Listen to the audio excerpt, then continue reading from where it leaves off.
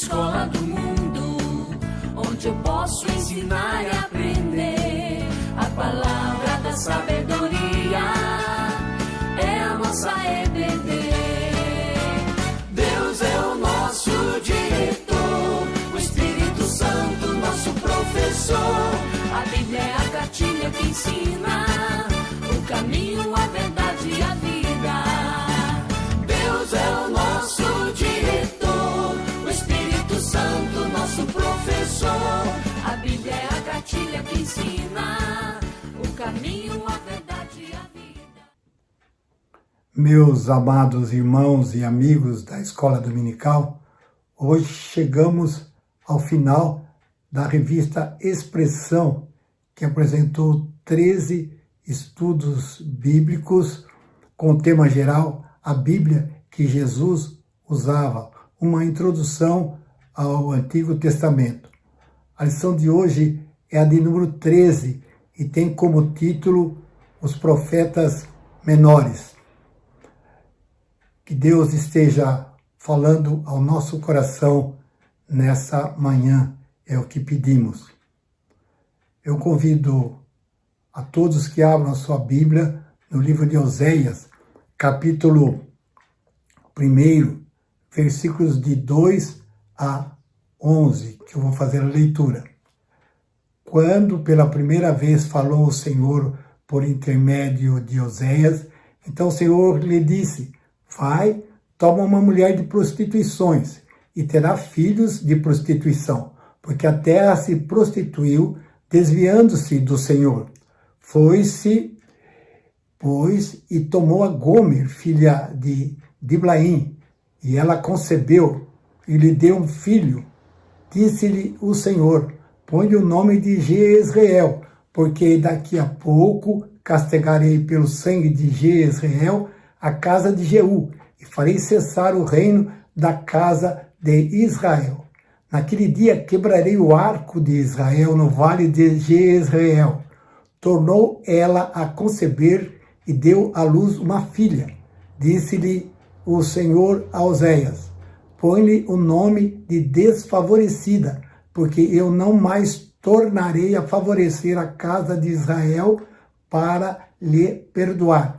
Porém, da casa de Judá me compadecerei e os salvarei pelo Senhor seu Deus, pois não os salvarei pelo arco, nem pela espada, nem pela guerra, nem pelos cavalos, nem pelos cavaleiros. Depois de haver desmamado a desfavorecida, concebeu e deu à luz um filho. Disse o Senhor a Oséias: põe-lhe o nome de não meu povo, porque vós não sois meu povo, nem eu serei vosso Deus. Todavia, o número dos filhos de Israel será como a areia do mar, que não se pode medir nem contar.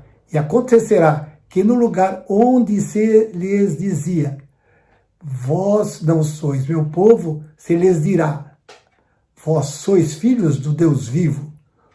Os filhos de Judá e os filhos de Israel se congregarão e constituirão sobre si uma só cabeça, e subirão da terra, porque grande será o dia de Jezreel. Oséias contou a sua experiência familiar, que o Senhor usou como uma ilustração do relacionamento de Deus com o reino do norte, o reino de Israel. Essa lição vai nos ensinar que os profetas menores dirigiram suas mensagens em diferentes períodos. Essas mensagens eram para que o povo abandonasse seus pecados e se voltasse com urgência para Deus em arrependimento sincero. Sem dúvida, é uma mensagem para os nossos dias. Por quê? Porque nos dias de hoje o mundo vive em adultério, em idolatria, em corrupção, impiedade, violência e desrespeito ao ser humano. Os profetas menores tocaram nesses mesmos problemas. Logo, essa lição é atual para os dias em que vivemos. Estudamos os profetas maiores no domingo passado e verificamos que o Senhor constantemente convocou o seu povo ao arrependimento. Também verificamos que os principais temas apresentados em seus escritos são relevantes para a igreja de hoje, para a igreja contemporânea. Hoje, trataremos dos demais escritos proféticos do Antigo Testamento, conhecidos como profetas menores. Por que o nome de profetas menores? Essa designação é própria do cânon cristão. Esses profetas não são de menor valor. Os seus escritos também têm a mesma importância que dos demais profetas. O que se vê, e por isso o nome de profetas menores, é baseado no número de escritos. Não é na quantidade de versículos, não é na quantidade de capítulos, mas é a extensão dos seus escritos. Nós vamos fazer algumas comparações para vocês entenderem melhor. Observe aqui a quantidade de escritos dos profetas maiores. E Jeremias e Lamentações, 35.326 escritos. Ezequiel, 29.918 escritos. Isaías, 25.608 escritos. E Daniel, 9.001 escritos. Agora eu vou citar 3 profetas menores, o que eles escreveram. Zacarias, 4.855 escritos, quase a metade do que escreveu menos, que foi Daniel. Oséias, 3.615, e Obadias foi o que menos escreveu. Ele escreveu 440 escritos. Os escritos produzidos pelos 12 profetas menores tiveram origem em diferentes períodos e abrangem mais ou menos 300 anos. Esses profetas, uma parte foi anterior ao cativeiro, outros foram pós-exílio e um somente foi durante o cativeiro da Babilônia. Profetas anteriores ao cativeiro: Oséias, Amós, Jonas, Miqueias, Naum, Sofonias e Abacuque. Profetas pós o exílio: Ageu, Joel, Zacarias e Malaquias. Obadias é o único profeta durante o cativeiro do século VI a.C. O livro do profeta Jonas é essencialmente narrativo. Ele mostra a biografia de Jonas.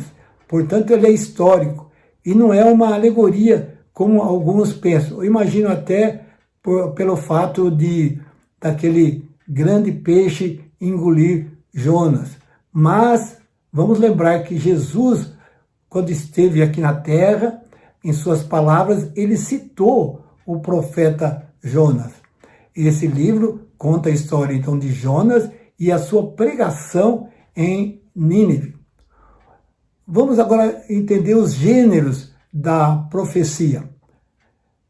Segundo os estudiosos do Antigo Testamento, os profetas fizeram uso de suas mensagens conforme gêneros literários específicos e adequados aos seus propósitos. Cada um tem características, vocabulários, estrutura e propósito.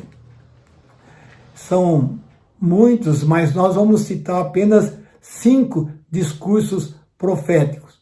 O discurso de condenação relata uma ação ou atitude pecaminosa contrária à vontade de Deus. Era usado para instruir o povo sobre como o Senhor avaliava o comportamento iníquo.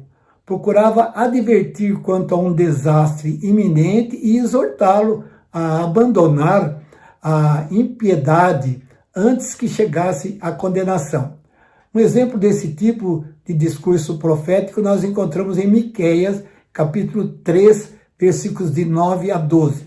Ouvi agora isto, vós cabeças de Jacó, e vós chefes da casa de Israel, que abominais o juízo e perverteis tudo o que é direito, e edificais a Sião com sangue, e a Jerusalém com perversidade. Os seus cabeças dão as sentenças por suborno, os seus sacerdotes ensinam por interesse, e os seus profetas adivinham por dinheiro, e ainda se encostam ao Senhor, dizendo: não está o Senhor no meio de nós, nenhum mal nos sobrevirá. Portanto, por causa de vós, Sião será lavrada como um campo, e Jerusalém se tornará em montões de ruínas, e o monte do templo numa colina coberta de mato. Temos também o discurso da ação judicial com base na aliança. É uma outra forma de Deus comunicar o seu desagrado ao povo.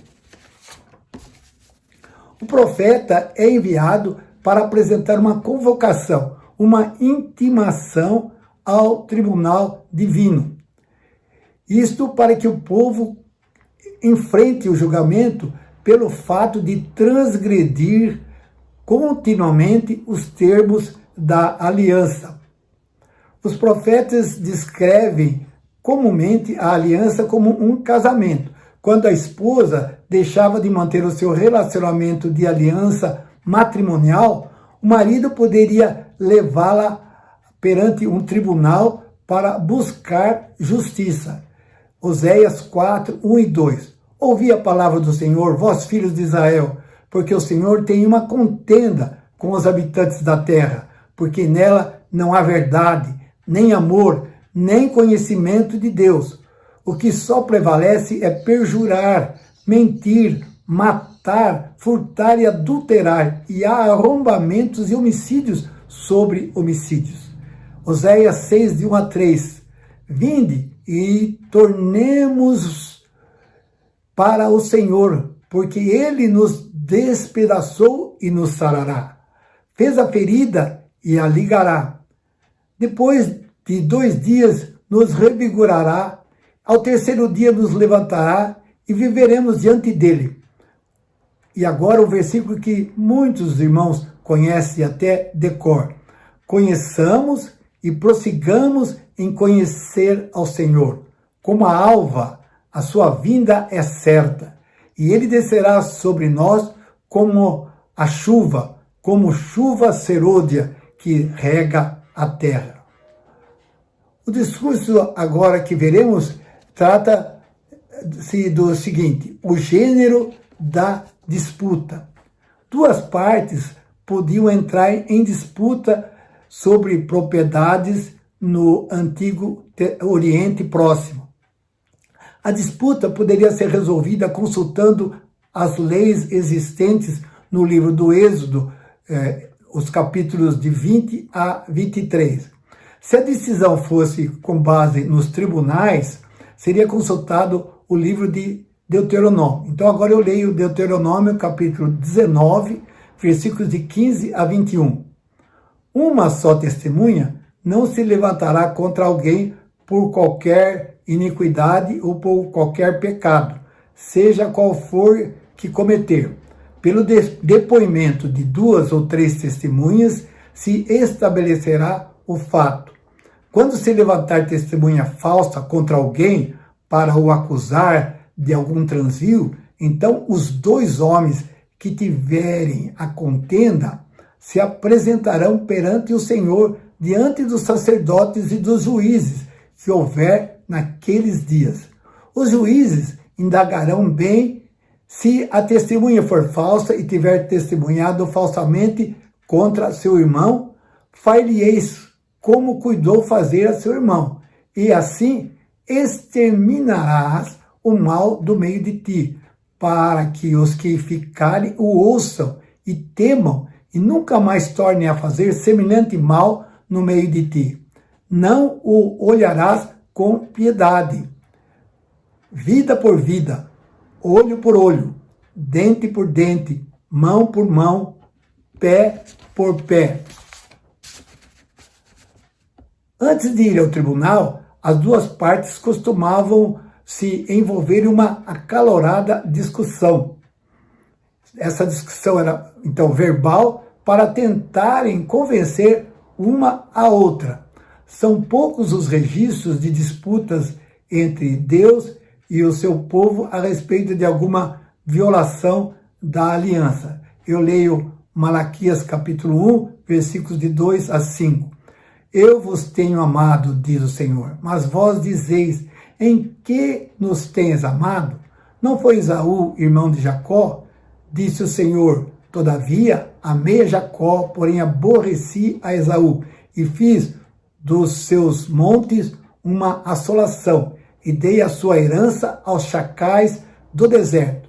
Se Edom diz, fomos destruídos, porém tornaremos a edificar as ruínas, então diz o Senhor dos exércitos, eles edificarão, mas eu destruirei, e Edom será chamado terra de perversidade, e povo contra quem o Senhor está irado para sempre.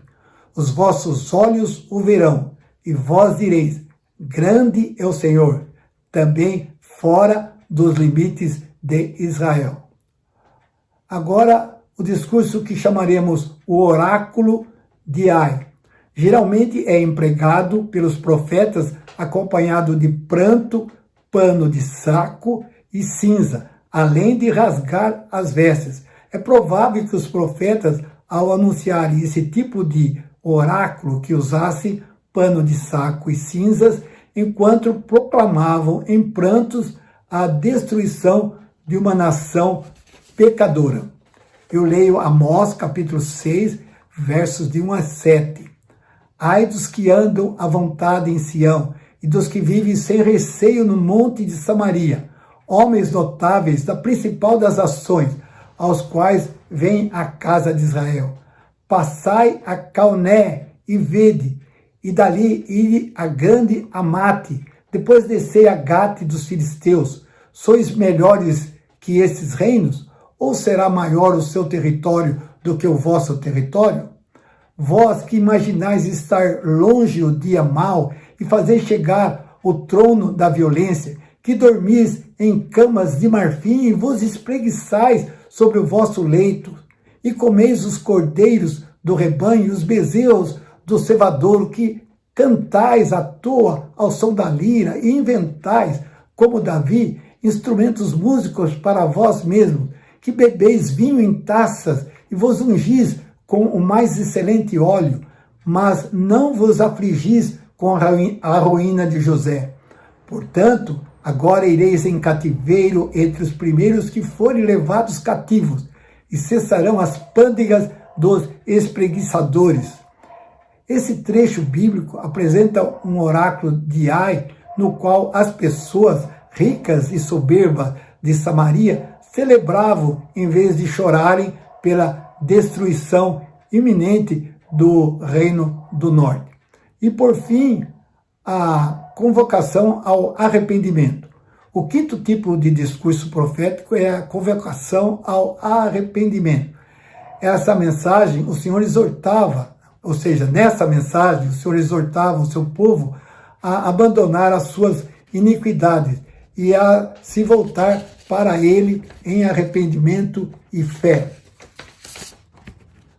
Costumeiramente, era um discurso breve, uma mensagem simples, como encontramos em Amós, capítulo 5, versículos 4 a 5a. Assim diz o Senhor à casa de Israel, buscai-me e vivei.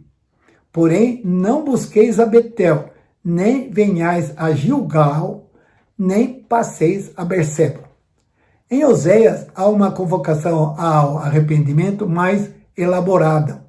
Oséias 4, de 1 a 3. Volta, ó Israel, para o Senhor teu Deus, porque pelos teus pecados estás caído. Tende convosco palavras de arrependimento, e convertei-vos ao Senhor. Dizei-lhe, perdoa toda a iniquidade, aceita o que é bom, e em vez de novilhos, o sacrifício dos vossos lábios. A Assíria já não nos salvará, não iremos montados em cavalos, e não mais diremos a obra das nossas mãos. Tu és o nosso Deus, por ti o órfão alcançará misericórdia. Temas dos profetas menores. Os temas variam de acordo com o período que o profeta viveu e o público ao qual se dirigiu. Esses temas também podem ser encontrados nos profetas maiores. O primeiro é a transgressão da aliança. Um tema constante é a transgressão da aliança por parte do povo. Oséias apresenta a queixa do Senhor. Oséias capítulo 6, versículo 7. Mas eles transgrediram a aliança como Adão. Eles portaram aleivosamente contra mim. Também o profeta Malaquias acusou o povo. Malaquias 2:8. Mas vós tendes desviado do caminho por vossa instrução. Tendes feito tropeçar a muitos, violaste a aliança de Levi, diz o Senhor dos Exércitos. Malaquias 2:10. Não temos nós todos o mesmo Pai? Não nos criou o mesmo Deus? Por que cremos, ou seja, por que seremos desleais uns para com os outros, profanando a aliança de nossos pais?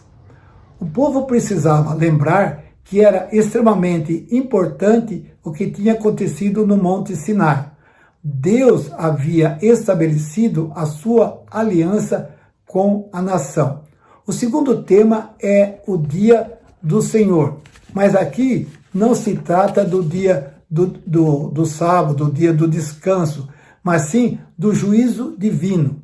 A expressão dia do Senhor tem um significado duplo. Muitas vezes se refere a um tempo imediato de julgamento e outras vezes se refere ao julgamento escatológico de Deus. O profeta Joel escreve sobre esse dia. Joel capítulo 1, versículo 15. Ah, que dia! Porque o dia do Senhor está perto e vem como a assolação do Todo-Poderoso. Os ímpios serão punidos e o povo de Deus será purificado e salvo. Também o profeta Amós se refere a esse dia. Amós 5,18. Ai de vós que desejais o dia do Senhor. Para que desejais vós o dia do Senhor? É dia de trevas e não de luz. O profeta Malaquias aponta para o grande julgamento escatológico no final dos tempos. Malaquias capítulo 4, versículo 5. Eis que eu vos enviarei o profeta Elias, antes que venha o grande e terrível dia do Senhor. A mensagem é que Deus julgará o pecado onde quer que ele seja encontrado, tanto na vida dos ímpios quanto na vida do povo da aliança. O terceiro tema é a vinda do Messias. A vinda do Messias é um tema comum aos profetas menores. O termo hebraico para Messias não aparece nesses escritos, mas encontramos a vinda de Jesus Cristo sendo anunciada. Miqueias capítulo 2, versículos 12 e 13. Certamente te ajuntarei todo, ó Judá, certamente congregarei o restante de Israel. Pô-los-ei todos juntos, como ovelhas no aprisco, como rebanho no meio do seu pasto. Farão grande ruído por causa da multidão dos homens. Subirá diante deles o que abre caminho. Eles romperão, entrarão pela porta e sairão por ela. E o seu rei irá diante deles, sim, o Senhor à sua frente. Lembrou também que Deus habitaria junto do seu povo, Miqueias 4:1. Mas nos últimos dias acontecerá que o monte da casa do Senhor será estabelecido no cimo dos montes e se elevará sobre os outeiros, e para ele afluirão os povos. Também profetizou sobre o todo-poderoso governante messiânico, que agora é um versículo que a gente lembra bem na época de Natal. Miqueias 5:2.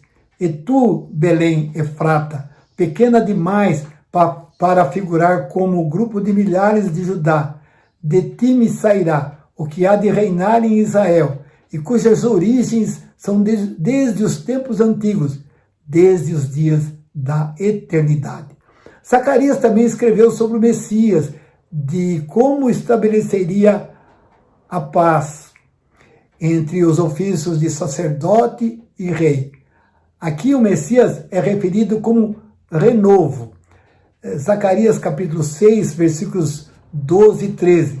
Diz-lhes: assim diz o Senhor dos exércitos, eis aqui o homem, cujo nome é renovo.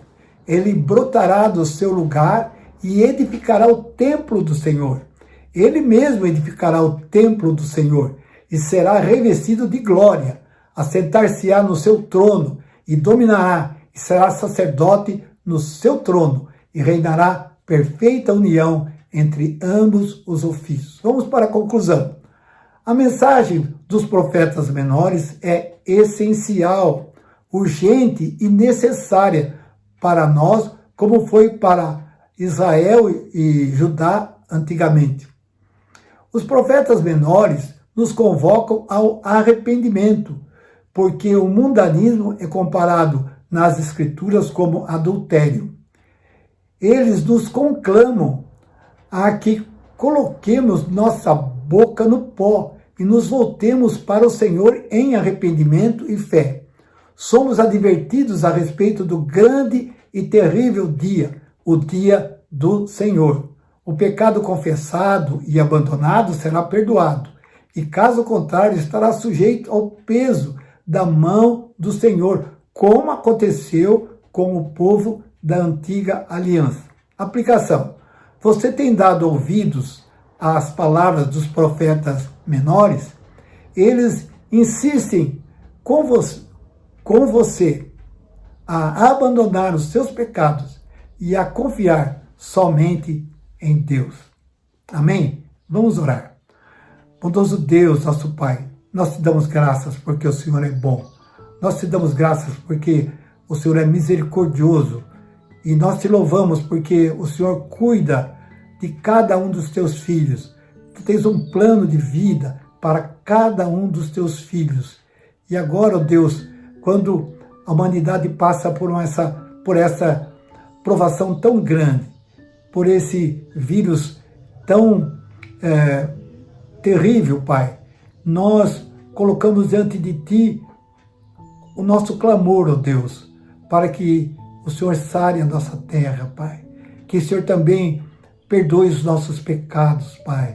E que também, ó Deus, o Senhor visite os enfermos, os que estão enfermos dos lares, os que estão enfermos nos hospitais, os que estão, ó Deus, nas UTIs, Pai. E segundo o Teu propósito, segundo a Tua boa mão, nós te pedimos, ó Deus, que Tu os cures e que essa cura seja, ó Deus, para a Tua honra e para a Tua glória. Aceita, ó Pai, a nossa adoração. Aceita, ó Pai, o nosso desejo de cada dia te servir melhor, Pai. Nós oramos no nome precioso de Jesus, o nosso Salvador e Senhor. Amém.